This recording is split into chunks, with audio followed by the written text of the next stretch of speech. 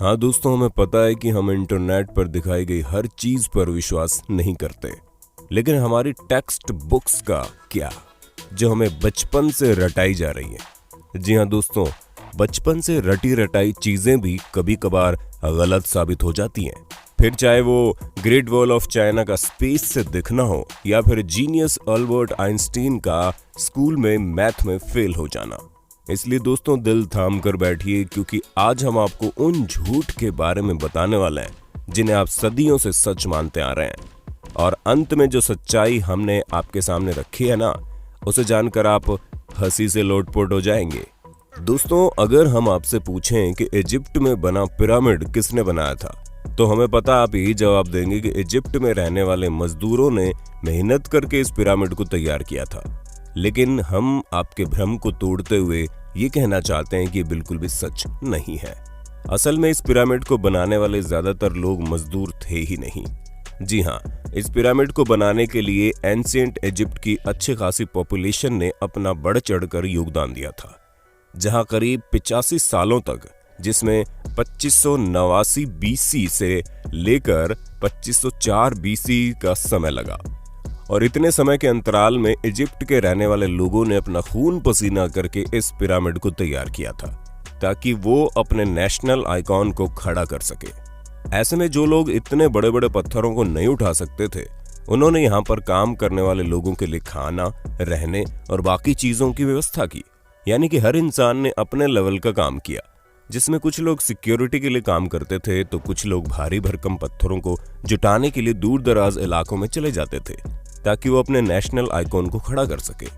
ऐसे में दोस्तों उनकी मेहनत रंग लाई और ये पिरामिड वाकई में दुनिया भर में जाना जाता है। चलिए दोस्तों, अब आपके सबसे फेवरेट माइकल जैक्सन की बात करते हैं, क्योंकि इस बात से कोई इनकार नहीं कर सकता कि माइकल जैक्सन ने पॉप म्यूजिक में एक अलग ही मुकाम हासिल किया था, जहां ये सिंगर के साथ साथ एक बेहतरीन डांसर भी थे और इनके डांस मूव तो वाकई माशाल्लाह थे। ऐसे में उनका मून वॉक करने का जो स्टाइल था, वो लोगों में बड़ा फेमस हुआ। पर अफसोस दोस्तों, आपको जानकर हैरानी होगी कि इस मून वॉक को माइकल जैक्सन ने इवेंट नहीं किया था। हालांकि उन्होंने इसे सबसे पहले 1983 में परफॉर्म किया था। पर दोस्तों, असल में माइकल जैक्सन ने ये मून वॉक कैस्पर कैंडिडेट और कूली जैक्सन से सीखा था, जिन्होंने 1970 में इसे परफॉर्म कर दिया था। वहीं मार्शल मार्कियो ने भी इस मून वॉक को माइकल जैक्सन से पहले परफॉर्म कर दिया था, और इन सभी लोगों से पहले बिल बैले नाम के टैप डांसर ने भी इसे परफॉर्म किया था। ऐसे में ये बता पाना मुश्किल है कि इस मून वॉक को किसने इन्वेंट किया, लेकिन वो शख्स माइकल जैक्सन तो नहीं है। अब आप एक और सिर घुमा देने वाली बात सुनिए, क्योंकि आप लोगों ने कार्बन डेटिंग का नाम तो सुना ही होगा। अरे नहीं दोस्तों, ये टिंडर में राइट लेफ्ट स्वाइप करने वाली डेटिंग नहीं है, बल्कि एक ऐसा मेथड है जिसके जरिए एटमॉस्फेयर में कार्बन डाइऑक्साइड के चेंज होने पर चीजों की असली उम्र बताई जा सकती है। ऐसे में आर्कियोलॉजिस्ट कार्बन डेटिंग का इस्तेमाल करके ये पता लगाते हैं कि उनके द्वारा खोजी गई चीजें कितनी पुरानी है, और इसी वजह से हम भी आपको जितनी भी चीजों की जानकारी देते हैं, उनकी उम्र कार्बन डेटिंग के हिसाब से ही होती है। और विलर्ड लिबी नाम के जिस प्रोफेसर ने कार्बन डेट्स का पता लगाया था, और इस काम के लिए उन्हें नोबेल प्राइज भी मिला था। लेकिन दोस्तों दिल थाम लीजिए, क्योंकि हम आपको बता दें कि कार्बन डेटिंग के जरिए चीजों की असली उम्र पता लगाना बहुत मुश्किल है। और ऐसा इसलिए क्योंकि हर जगह का एटमॉस्फेयर अलग अलग तरीके से चेंज होता है। हालांकि कुछ हद तक चीजें सही जा सकती है, लेकिन अब आप खुद सोचिए कि दो प्लांट हो, जिनमें से एक अमेरिका में हो और एक ग्रीनलैंड में, तो जाहिर सी बात है कि टेम्परेचर इफेक्ट की वजह से दोनों की ग्रोथ में काफी डिफरेंस आएगा। इसी तरह से कार्बन डेटिंग का भी हिसाब किताब है। अब चलिए दोस्तों, आपको एक और मिथ बस्टर स्टोरी सुनाते हैं, जो किसी और की नहीं बल्कि लॉक नेस मॉन्स्टर की फेक फोटो स्टोरी है। जी हाँ दोस्तों, जहां इस मॉन्स्टर की फोटो को न्यूज़पेपर में दिखाकर लोगों को हैरान करने में कोई कसर नहीं छोड़ी गई थी, और कई सारे लोग तो इस बात पर विश्वास भी कर बैठे थे कि सालों पहले गायब हो चुका ये क्रिएचर अब वापस से तहलका मचाने आ गया है। ऐसे में दोस्तों लॉक नेस को स्कॉटलैंड में देखे जाने की बात कही गई। इस तस्वीर को सबसे पहले रॉबर्ट केनेथ विल्सन ने 1934 में लोगों के सामने रखा, और करीब 60 सालों तक इनकी ली गई इस तस्वीर को सच्चा समझा जा रहा था। लेकिन वो कहते हैं ना कि झूठ के दिन 4, सच चले 1000 साल। हाँ दोस्तों, हमें पता है हमारी बनाई गई कहावत उतनी अच्छी नहीं है, लेकिन इस जगह पर बिल्कुल फिट बैठती है। क्योंकि 1994 में ये बात लोगों के सामने आ गई कि लॉक नेस मॉन्स्टर का जो शेप उस तस्वीर में था वो कुछ और नहीं बल्कि एक टॉय सबमरीन थी, जिसे पानी में इस तरह डाला गया था कि वो उस क्रिएचर की तरह दिखाई दे। और ऐसा मर्म्यूडेक नाम के जर्नलिस्ट ने किया था ताकि वो अपने न्यूज़पेपर से बदला ले सके, क्योंकि उनके न्यूज़पेपर ने लॉक नेस मॉन्स्टर के बारे में छापने की वजह से उन्हें बातें सुना दी थी। और इसी वजह से उन्होंने इतनी बड़ी कहानी रची जिसके चंगुल में दुनिया करीब 60 सालों तक थी। दोस्तों, जब आप दुनिया के अजूबों के बारे में सोचते होंगे तो आपके दिमाग में सबसे पहले क्या आता होगा? माचू पिच्चू, ताजमहल या ग्रेट वॉल ऑफ चाइना?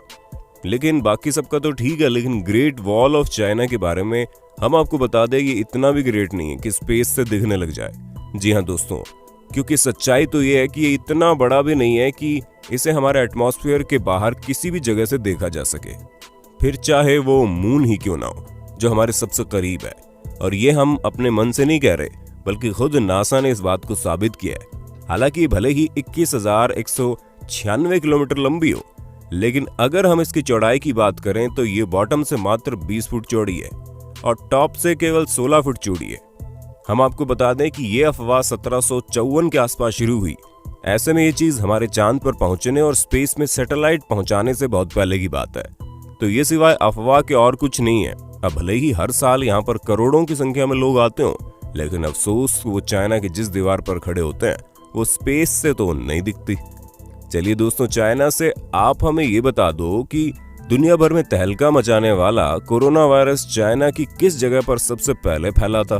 हमें पता है आपको जवाब पता होगा, इसलिए कमेंट बॉक्स में एक भी इंसान का जवाब छूटना नहीं चाहिए। वैसे दोस्तों, जब कभी भी आप वाइकिंग्स के बारे में सोचते होंगे तो आपके दिमाग में सबसे पहले चीज क्या आती होगी? हमें पता है ज्यादातर लोगों को बड़े से जहाज का साइज और सींग निकले हुए हेलमेट याद आते होंगे, पर हम आपको बता दें ये दोनों ही चीजें झूठी हैं, जो कि हमारी मेन स्ट्रीम मीडिया द्वारा हमारे दिमाग में डाली गई।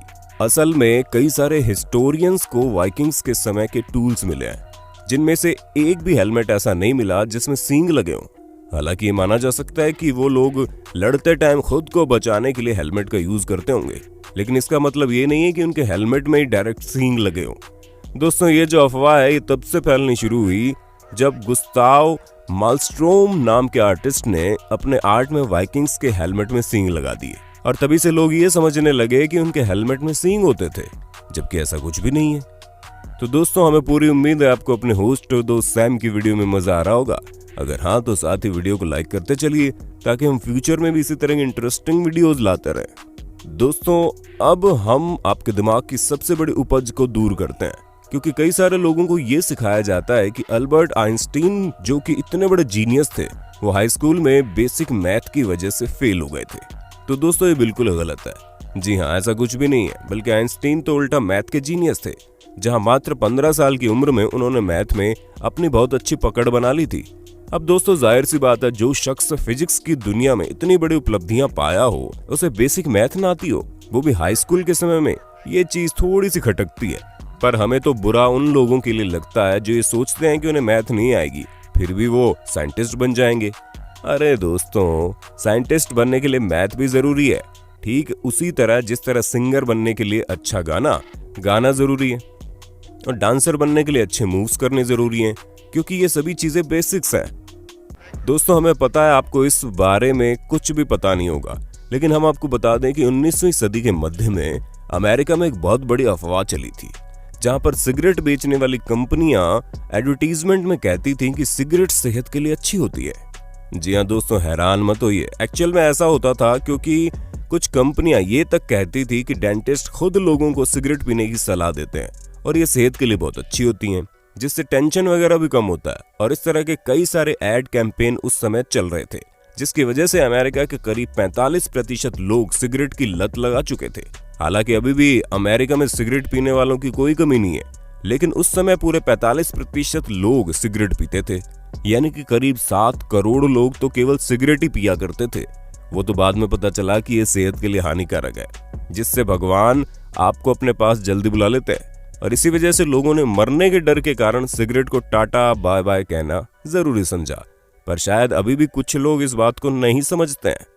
दोस्तों आज के लिए बस इतना ही। उम्मीद है आपको हमारी वीडियो पसंद आई होगी। अगर हाँ तो इस वीडियो के बारे में हमें कमेंट करके जरूर बताना और ऐसे इंटरेस्टिंग वीडियोस लगातार देखने के लिए हमारे चैनल को लाइक शेयर और सब्सक्राइब करना बिल्कुल ना भूलें। धन्यवाद।